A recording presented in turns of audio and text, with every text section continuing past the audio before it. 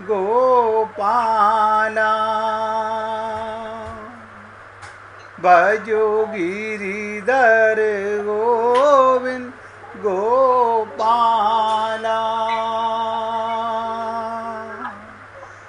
भजो मुरली मनोहर नंद लाला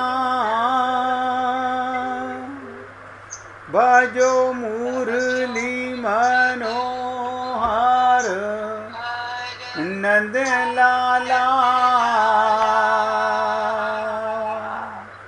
भजो गिरिधर गोविंद गोपाला भजो गिरिधर गोविंद गोपाला भजो मुरली मनोहर नंद लाला भजो मुरली मनोहर नंद लाला भजो गिरिधर गोविंद गोपाला भजो गिरिधर गोविंद गोपाला बोलिए वृंदावन बिहारी लाल की जय। जय जय श्री राधे जय जय श्री राधे। सभी भक्तों से निवेदन, बहुत एकाग्रचित होकर सत्संग के प्रत्येक शब्द को पूरी एकाग्रता और गहराई के साथ हृदयंगम करने का प्रयत्न कीजिए। एक बार अगर आप सब वीडियो अपना खोल लें तो मैं आपसे कुछ पूछना चाहता हूँ। अपना सब वीडियो खोल लीजिए। मीना जी आप भी खोल लीजिए, वाई जी आप भी खोल लीजिए, मिसिज मेहरा आप भी खोल लीजिए। मीना जी अपना वीडियो खोलिए। अब ध्यान से सुनिएगा मेरी बात को। जो मानसिक चिकित्सा की चर्चा आपके साथ चल रही है, मैं आपसे एक एक से पूछना चाहता हूँ, इसका कोई असर आपके ऊपर हो रहा है? आप समझ पा रहे हो? आप अपने मन के रोगों को दूर करना चाह रहे हो या नहीं? मैंने कई बार आपसे कहा केवल सुनने से कुछ नहीं होगा। हाँ,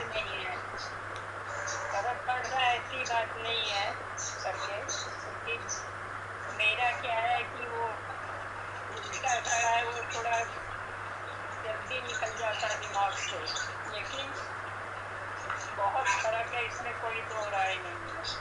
आपने अभी बहुत इम्पोर्टेंट शब्द बोला, उल्टा घड़ा। अब इस मैं सत्संग की शुरुआत यहीं से करूँगा।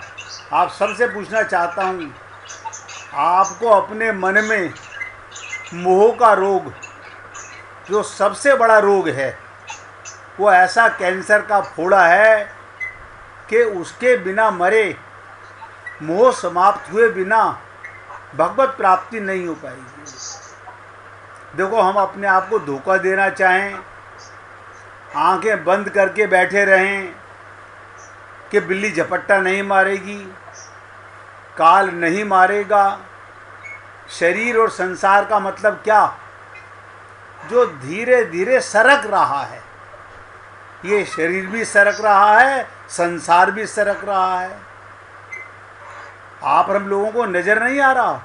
सब कुछ सरक रहा है। एक एक दिन करके आपके जीवन का अंतिम घड़ी आ रही है, भगवान की दुई कृपा का। मीना जी ने तो अपनी बात बताई, और बताइए, मानसिक रोगों में आपको क्या महसूस होता है? कौन सा रोग आपके अंदर सबसे ज़्यादा है?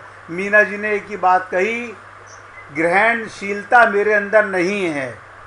हमारा मटका उल्टा है। भगवान की रहमत 24 घंटे बरस रही है।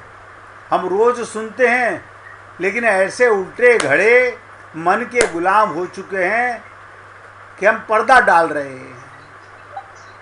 बताइए, और कोई भक्त बताना चाहे?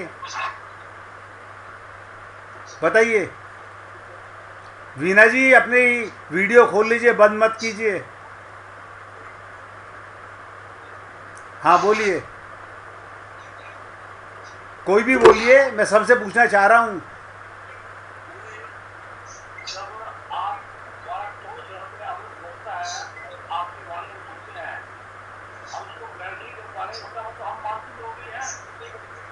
मानसिक रोग तो संसार में सारे हैं।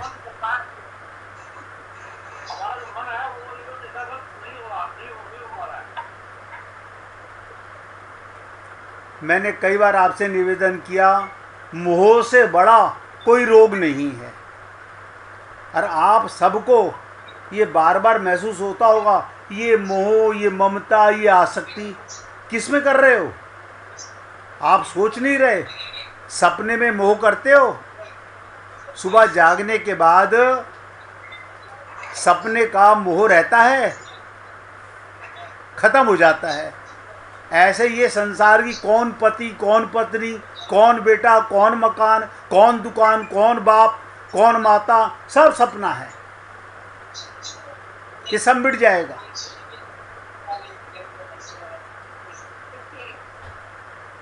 इसमें तो बहुत फर्क पड़ा है, इसमें कोई दो राय नहीं है कि भाई पहले जैसे हमेशा शरीर का ही भान रहता था, बच्चों में सब चीज़ें, हर एक चीज़ों में मोह रहता था, ये सब भी रहता था, तो वो धीरे धीरे बहुत कम हो गया। और कोई भक्त बताना चाहे? भाई जी आप बताइए। यदि फर्क तो विचारों में बहुत पड़ रहा है और काफी समझ में भी आ रहा है। ये शरीर नासवान है, मरेगा, मिट्टी है, ये भी एकदम अच्छी तरह से समझ में आ रहा है। बातों पर बहुत असर हो रहा है।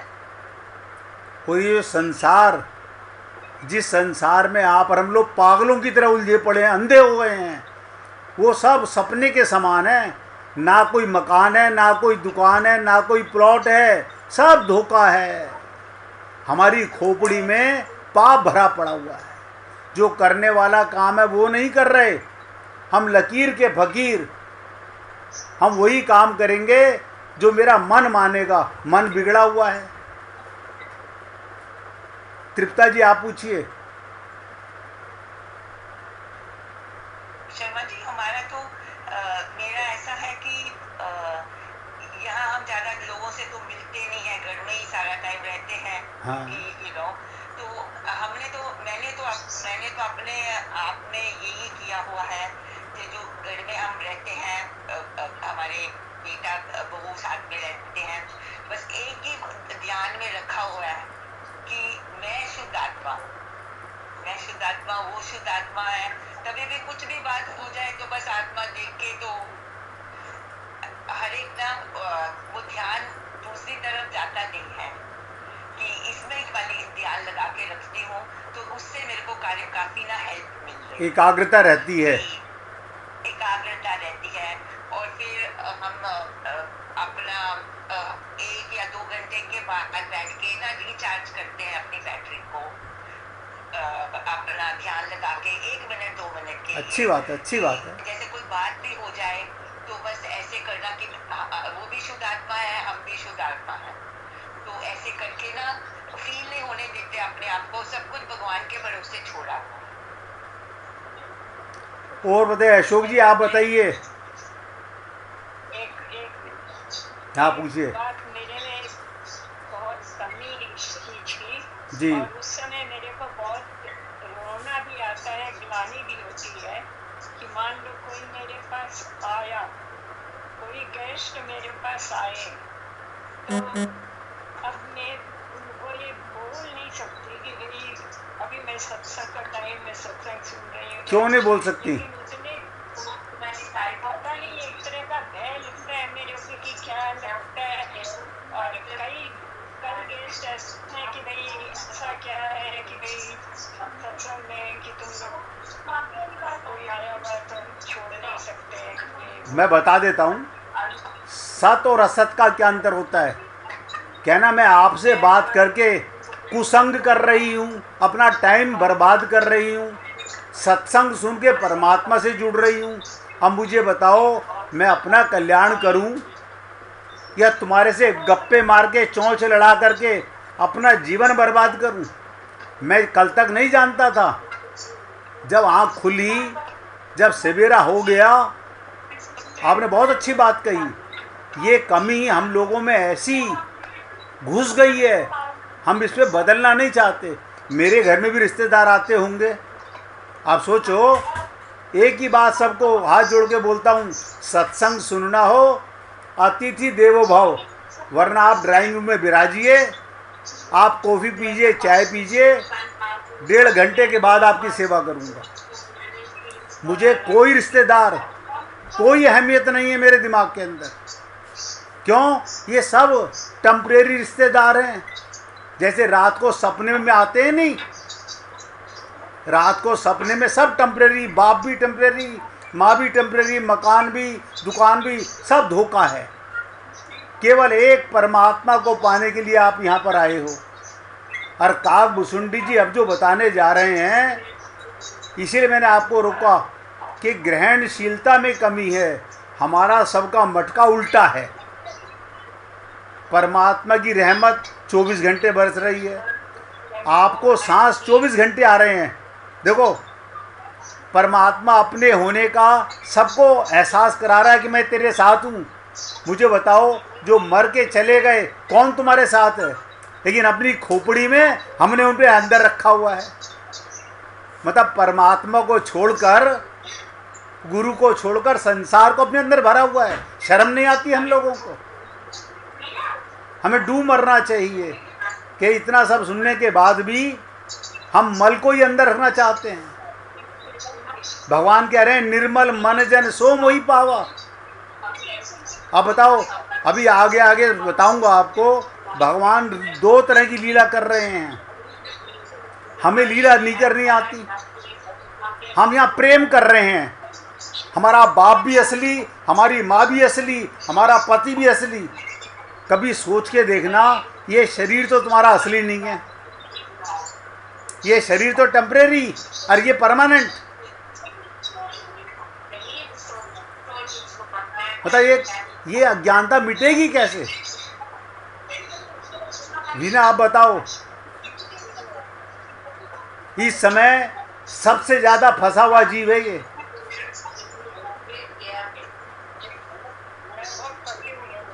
हाँ, तो फंसी हुई हो ना।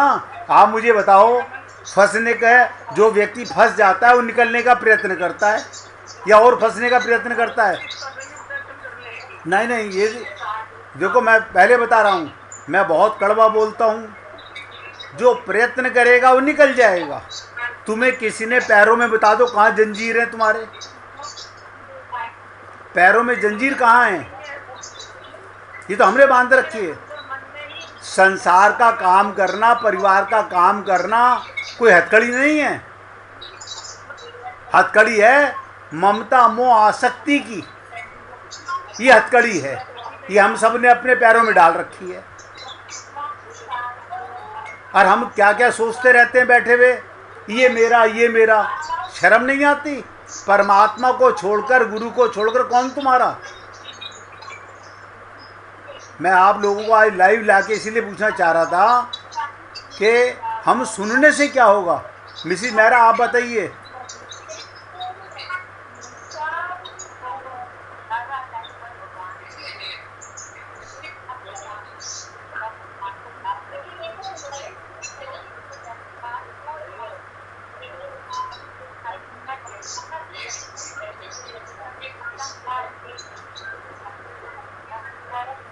अशोक जी, आपकी आवाज़ डिस्टर्ब कर रही है, जरा अपना बंद कर लीजिए, या तो स्पीकर। हाँ बोलिए। जब अपने आप को रियलाइज करते हैं तो फिर अपने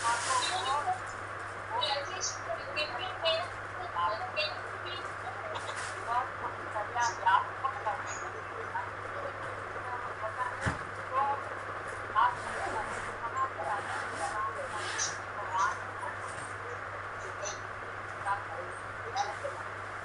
अब आप लोगों को जो बात बताने जा रहा हूँ ध्यान से सुनिएगा। अशोक जी आप पूछिए, आपके मन में कोई फर्क पड़ रहा नज़र आता है आपको? स्पीकर खोल के पूछिए, अपना स्पीकर खोलिए। अशोक जी आप बोलिए।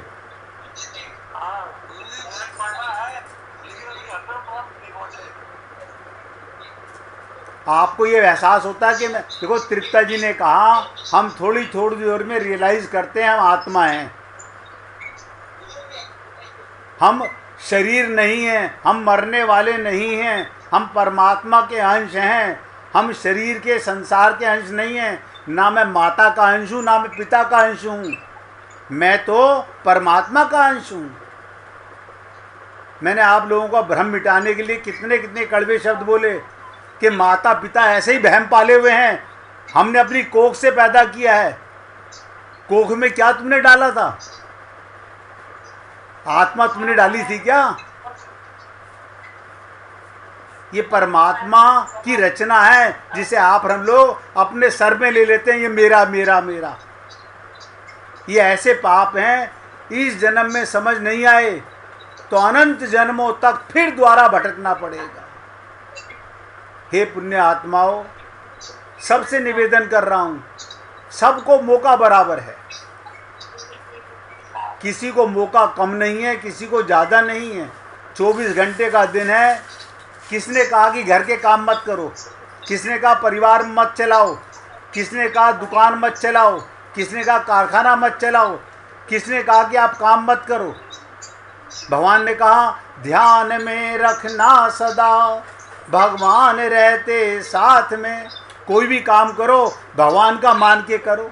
हमारा सबसे बड़ा पाप है अपना मान के करते हैं, मतलब भगवान को भूल जाते हैं, हम अपना मान के करते हैं। मैं आप लोगों की सेवा करता हूँ, हाथ जोड़ के परमात्मा से निवेदन करता हूँ, हे प्रभु मेरे मुख से एक शब्द भी स्वार्थ का निकले तो मेरा उसी से अंत हो जाना चाहिए। एक शब्द भी स्वार्थ का निकले तो क्यों? मैं आप लोगों का इतना भारी समय जीवन का लेऊं और आपको गलत राह पे डाल दूं तो मुझसे बड़ा मूर्ख कौन होगा? इसलिए बार बार होश में लाने का प्रयत्न करता हूं। देखो मैंने मुख से कहा कि वीणा इस समय सबसे ज़्यादा फंसी हुई है और कोई फंसावड़ा नहीं है, कोई फंसावड़ा नहीं है।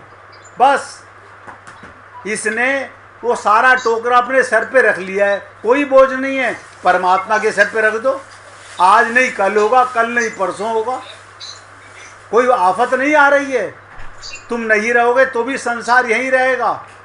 ये मकान दुकान कोई तुम्हारे साथ नहीं जाने वाले। हमारे माँ बाप नहीं लेके गए, हम भी नहीं लेके जाएंगे। लेकिन खोपड़ी में ऐसा भर गया पहले मैं ये काम कर लूँ। सबसे पहले भगवान से प्रेम करो, अपने को आत्मा जानो। अशोक जी आवाज़ बंद कीजिए अपनी, आपकी आवाज़ डिस्टर्ब कर रही है। मिसिस मेहरा आप भी अपनी आवाज़ बंद कर लीजिए, खाली सुनिए। जब तक आप लोग अपने को आत्मा का एहसास नहीं करोगे, मुझे सभी भक्तों से सुनने को मिला, मीना जी ने बहुत बड़ी बात कही, मेरा उल्टा मटका है।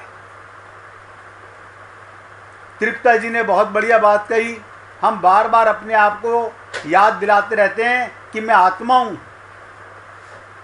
आप सोचो परमात्मा को कितने लोग रामचरितमानस में गालियाँ दे रहे हैं। आप सोचो ब्रह्मा भी उन पे शक करता है, भगवान श्री कृष्ण के ऊपर इंद्र भी शक करता है, और आप हम लोग इन पंडितों के चक्कर में फंस के इंद्रायण में वरुणायन में पागलपने में फंसे हुए हैं। मतलब समझ में नहीं आता। इसलिए आपसे निवेदन कर रहा हूँ, हे पुण्य आत्माओं, जीवन को बर्बाद मत करो। एक एक सांस अंत मति सो गति, जिस दिन जाग गए, पूरे होश में आ गए, उसी दिन आपका कल्याण हो जाएगा।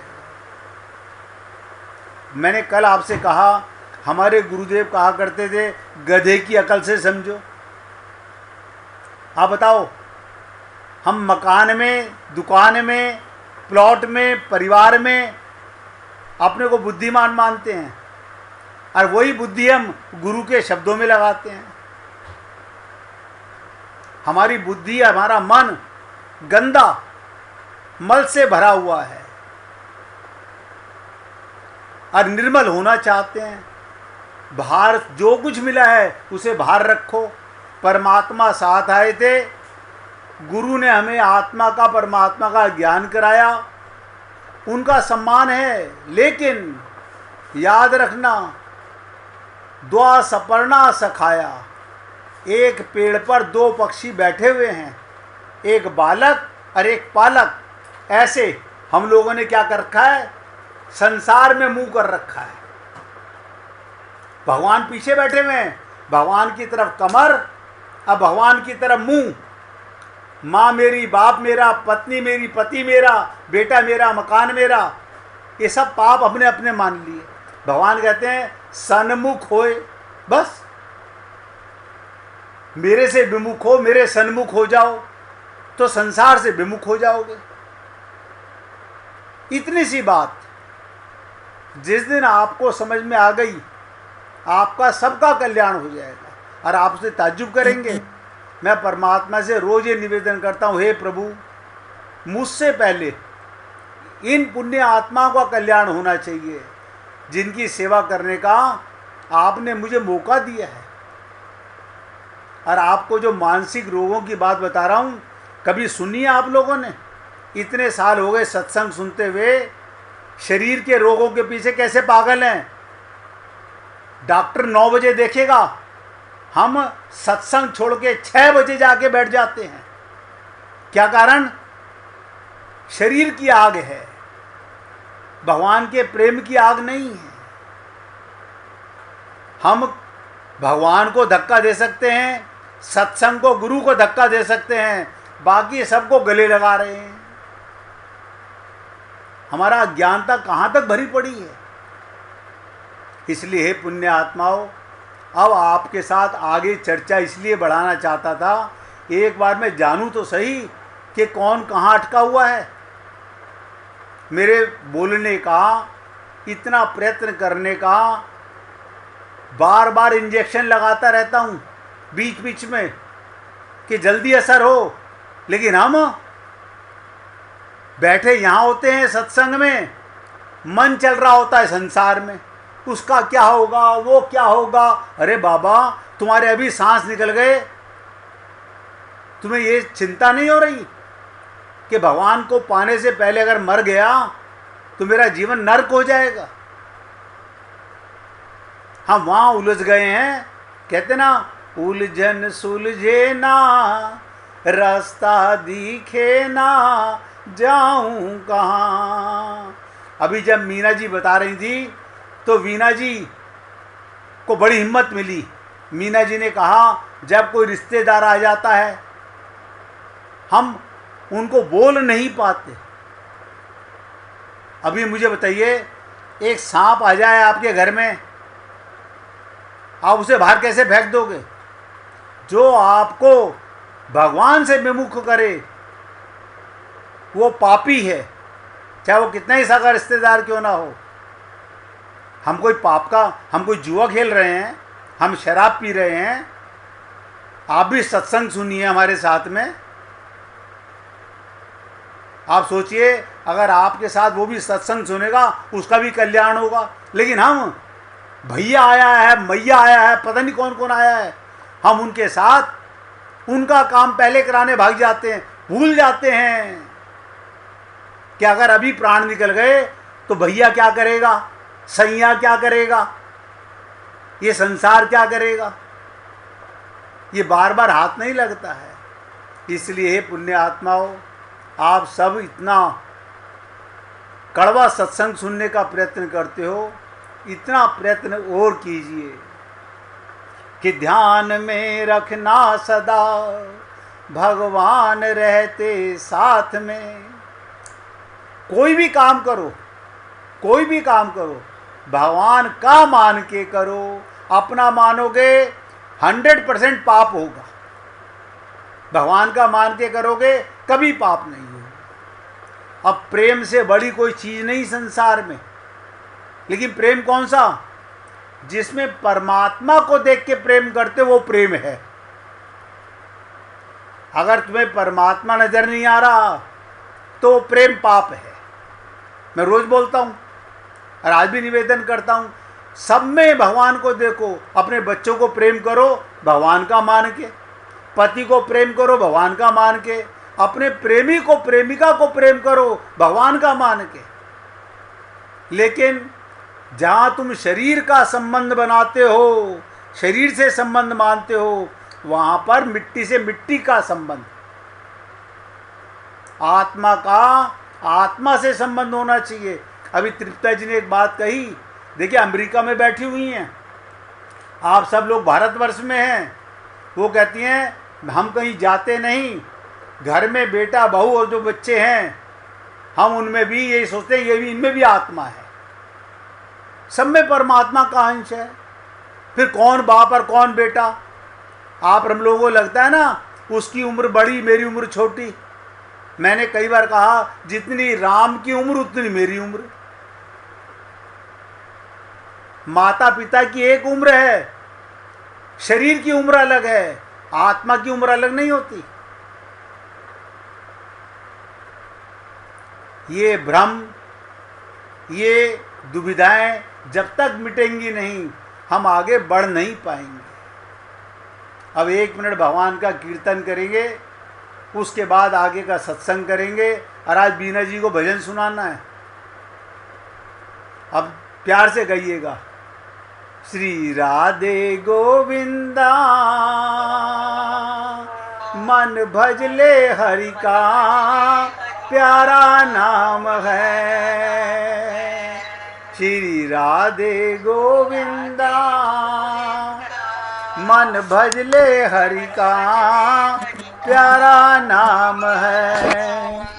गोपाल